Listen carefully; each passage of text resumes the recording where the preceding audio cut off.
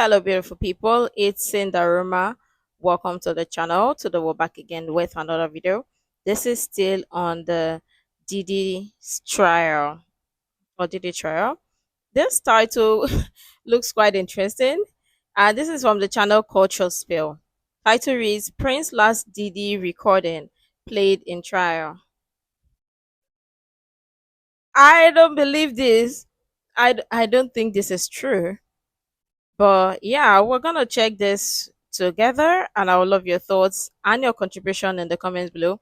Obviously, lots of video headlines will be really crazy regarding this trial, but we're gonna check it together, and I would love your thoughts in the comments below.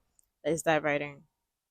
Honey, I must say that the names surfacing in Diddy's trial are already shocking, but Prince being on that list was definitely not on my bingo card. Yes, we know that Diddy used Prince's house for some of his wildest parties based on what Jason Lee spilled. The first Diddy party I went to was at Prince's house. So you want to go to Prince's house to the Diddy party where Tyrese is performing and Demi Moore and Ashton Kutcher are swinging on swings. That is what's happening on the other side of the wall. And so the one thing that makes this party different than a Jamie Foxx party or any other celebrity party that wrangles a bunch of young women or guys or whatever too, is that Diddy didn't let you bring your security in the party. But here's the twist. What if Prince had the cameras rolling the whole time? He was known for being private, calculated, and always in control. So what if he had incriminating footage and that's why he never attended the parties? Well, some folks definitely believe he may have kept the footage or even handed it over to someone before he passed. And now whispers are growing that his name could come up in court. Child, this trial is about to be one for the books, and I'm here for all of it. Okay, of course we already have a few names that came up during the jury selection, and some of them are people we never really expected to make the cut, like Michelle Williams, Robert Downey Jr., Mike Myers, and Lauren London. But then there are names we definitely expected to come up, like Cassie, who filed the first lawsuit. Remember, Cassie said in her lawsuit that a lot of things that happened to her were witnessed by Diddy staff and employees of Bad Boy Entertainment and Diddy's related businesses, but no one dared to speak up. In fact, these assistants were the ones tasked with the responsibility of taking gifts to Cassie after a DV incident. And Cassie,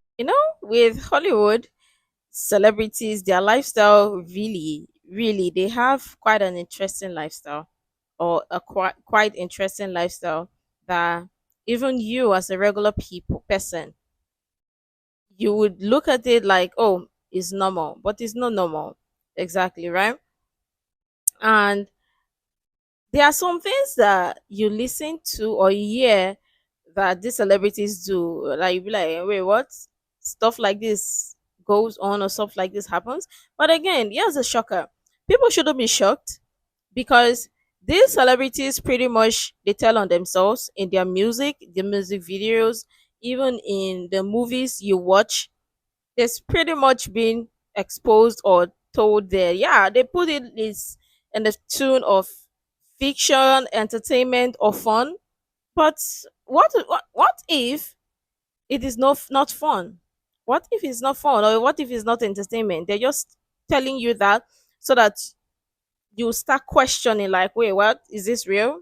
Okay, this isn't real, right? This is entertainment, but really, even said in the lawsuit that the assistants were also the ones who And Cassie even said in the lawsuit that the assistants were also the ones who would help to set up the freak-offs where everything took place, including by setting up the hotel suites with baby oil and Astroglide. Cassie even said in the lawsuit that after one of the incidents, Diddy's head of security and assistant saw her and they both began to cry. So we expect a lot of these staff members to be summoned. Anywho, Harve Pierre, who was implicated in a lawsuit against Diddy filed by a Jane Doe, also made the cut. She claimed Harve Pierre convinced her to fly from Detroit to New Jersey, where she was allegedly SA'd by him and Diddy. Other than Harve, Young Miami, who was on Diddy's payroll and was allegedly even a transporter of substances, was also mentioned in the jury selection process. Someone else on the list is Dallas Austin. And all I could gather is that the producer was a childhood friend of Kim Porter, Diddy's late wife, who became a point of conversation as people speculated if Diddy had something to do with her sudden death. There's also Lorianne Gibson, who filed a complaint about Diddy to the police back in 2007, claiming Diddy picked up a chair, threatening her on the set of MTV's Making the Band. Aubrey O'Day was also mentioned, but she has been outspoken in her support for Cassie going public with her allegations against Diddy. And she also accused him of making his own inappropriate advances towards her. Former Danity Kane member Dawn Richard also made the cut, but we also know that she previously sued Diddy, accusing him of SA. The suit accused Diddy of beginning his alleged tirade when she began filming MTV's Making the Band, saying that he used demeaning insults toward female participants. Then while working on music, the suit claimed that Diddy forced Dawn to rehearse for hours with no sleep and took advantage of her. Dawn Richard also claimed she witnessed Diddy get physical with Cassie while high. In addition, Michael B. Jordan was also mentioned, but we know he was referenced in Cassie's lawsuit because the two had a flirty relationship in 2015. While the prosecution is likely to summon most of Cassie's exes, mostly because we know about Kid Cudi, whose car was blown up by Diddy because he had something going on with Cassie. According to Cassie, she briefly had a fling with Kid Cudi in 2009. 2011 when she and Diddy were going through what she called a rough patch. And after she reunited with Diddy, he found some emails between Kid Cudi and Cassie, and that is when he grew progressively angry. In fact, the lawsuit says that Diddy wanted to ensure that Kid Cudi was home with his friends when he blew up his car. And true to his word, Kid Cudi's car did blow up in his driveway. Well, we expect a bunch of other names to come up during the trial, but like I said, Prince was not on my bingo card. And especially not about him allegedly having a tape on Diddy. Makes me wonder, could this have had anything to do with Prince's death? Could this be the deep dark secret about his death, y'all? Well, we know that Prince knew a few days before his death that it was the end of the road for him, and he even posted a picture of himself which contained a since deleted message, just when you thought you were safe. In fact, during his final appearance at a party at Paisley Park, just after his reported treatment and days before his death, Prince reportedly told attendees, wait a few days before you waste any prayers. And just like he had predicted, Prince died at age 57 after being found unresponsive at his estate in Minnesota. At the time, health officials determined Prince died of an accidental fentanyl OD after unknowingly taking counterfeit Vicodin laced with the highly potent synthetic opioid. But it never made sense that clean living Prince died of an OD. Did he have health problems?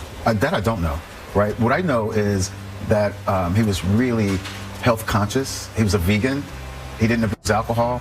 I didn't know of him abusing drugs. He worked out, so, that also really concerned me because it made me think that, wow, so you mean you do all these things to take care of yourself and you die so young? So the thing about Prince is that he fought with people a lot before he died. Okay. Yeah, I believe crazy things do happen in Hollywood, but I don't see and I don't get why people want to link Prince's passing and Diddy's trial. Yeah, sometimes celebrities can make connections whatsoever, but okay, I it gets to a point where I just think like some people or people are just reaching. What do you think? Especially over ownership of and control over his music. Is that he fought with people a lot before he died, especially over ownership of and control over his music. He waged a career-long battle against any company that he felt stood in the way of artists' rights and money. And allegedly, he paid the ultimate price for that, death. Whether Warner Brothers was involved or not with having him unalive is still up for debate. But a lot of his fans definitely think that they were involved in his death. See, he was signed to Warner Music in 1977 when he was just 18. And even though the album he released between 1978 and 1981 did not do that well, he was kept on the label, as he was regarded as a musician that reflected well on Warner, which at the time was a company that appeared to invest long-term in serious talent. In 1982, 1 year after MTV launched, Prince released more music, and he went top 10 in the US for the first time, and became part of a new breed of musicians who understood the power of the music video as a way to market an artist and build their own iconography and mythology. At this point, fans were copying his look, and by 1984, with the release of Purple Rain, he was arguably the biggest and certainly the most exciting pop star on the planet. But it reached a point where Prince didn't like how Warner owned and controlled his name, as well as any music released under that name. He even dramatically changed his name to that of a symbol, and was referred to as Symbol, Squiggle, or the artist formerly known as Prince. And he was actually pretty vocal about what was happening. On December 31st, 1999, my publishing contract with Warner Chappell expired, thus emancipating the name I was given before birth, Prince, from all long-term restrictive documents. I had searched deep within my heart and spirit, and I wanted to make a change and move to a new plateau in my life. And one of the ways in which I did that was to change my name. It sort of divorced me from the past and all the hang-ups that go along with it, as it's been well chronicled in deep dispute with my record label. Which is Warner Brothers, right? Yeah. We had some issues that were basically about ownership of the music and how often I was supposed to record and things like that. I really searched deep within to find out the answer to whether fame was most important to me or my spiritual well-being, and I chose the latter. But you know what? Diddy was in bed with the people Prince was exposing, and he and Warner Music Group inked a joint venture deal that gave the record company a 50% stake in Diddy's Bad Boy Records label. Under the deal, Warner would market and handle digital and physical distribution of Bad Boy's catalog releases worldwide, and the label's roster of current and former artists. In fact, while speaking about the deal, Diddy even said there have been a lot of boutique record labels that come and go, and we're still here. This has ensured for the next couple of years that we have the right financial backing, the right financial structure, the right partners to remain a force in the music industry. Other than this, it has also been said that Prince possibly knew about the freak-offs Diddy was having and chose to stay as far away from him as possible. Remember, Jason Lee said that the first Diddy party he attended was at Prince's house, and a strange thing he realized was that no one was allowed to bring their own security to the party. The first Diddy party I went to was at Prince's house. So you want to go to Prince's house to the Diddy party where Tyrese is performing and Demi Moore and Ashton Kutcher are swinging on swings. That is what's happening on the other side of the wall. And so the one thing that makes this party different than a Jamie Foxx party or any other celebrity party that wrangles a bunch of young women or guys or whatever too, is that Diddy didn't let you bring your security in the party. So Prince let Diddy throw those infamous parties at his house. No big secret there. But here's where it gets interesting. What if the security cameras were on the whole time? I mean, this is Prince we're talking about, guys. Meticulous, private, always a step ahead. What if he kept the footage or even handed it off to someone he trusted? Now, there are whispers that his... Yeah, what ifs? We can live in what ifs for all we want or all we care about, but I mean, we know all of the stuff, or we've heard of the stuff that have been alleged of Diddy, or Diddy's been alleged of, but still, uh, I still want to believe that sometimes it may not be linked to this or any of this. Maybe we should stop. Calm down. Name might come up in the trial, and that makes you think, right? Trusted. Now, there are whispers that his name might come up in the trial, and that makes you think, right? Maybe the purple one knew more than he ever let on, and maybe this may have caused him his life. Maybe. Remember, even before Prince's sister Tika Nelson died, she was talking about how Prince told her he was in trouble just a few days before he died. I know there have been talks in the past about how Prince and Tika were never close, but contrary to what people may think, they were actually pretty close. In fact, back in 2018, Tika said that she and her brother were very close growing up, and he was kind of told by her parents that he would have to take care of her. So wherever he went, she had to go too. She also shared that Prince helped save her life by getting her into rehab when she was struggling with substance misuse. Save your life and getting you into rehab. Yes, he did. I had a long time kind of battling those things, and after my father passed, it got really bad. And so I called up Big Bruh to help. He said, okay, when and where. In fact, when Prince realized that it was almost the end of the road for him, he started preparing Tika for his death. And according to what she said, Prince prepared her for 2 years. It wasn't hard at all. It was a 2-second phone call. He's gone. I had been preparing for 2 years, so I knew that it was coming. What does that mean? He said it a couple of years ago. What would he say? What he said was, I've done everything that I've come to do. So I was crushed for about two years. In addition, while speaking to the Minnesota Star Tribune about retiring from performing and working on a memoir, Tika also recalled the last conversation she had with her brother 4 days before his death, saying, "He kept avoiding questions. I kept getting mad. I felt like, talk to me for 2 seconds. He changed the subject, make a joke, and then we'd both laugh. A couple of times I said, how are you really? He didn't go into anything with me. That was bothering me, and he knew it was, but that was all he wanted to tell me." So one thing we know for certain is that there was a lot going on with Prince in the days before he died. Whether it had anything to do with Diddy or not is still a mystery. And if his name will actually come up in court, I don't know. We just have to wait and see. But meanwhile, let me know what you think about Prince allegedly having recording of Diddy in the comments section below. Okay. You guys should leave Prince and Diddy out of this situation or whatsoever. Yeah, celebrities can be friends with each other regardless, and it may not be in that light that you may be thinking. I know lots of people are just trying to connect the dots, doing hearsay, gossip, rumors, and whatnot, but sometimes, some of these things, they are not true. They are just hearsay, rumors, or gossip.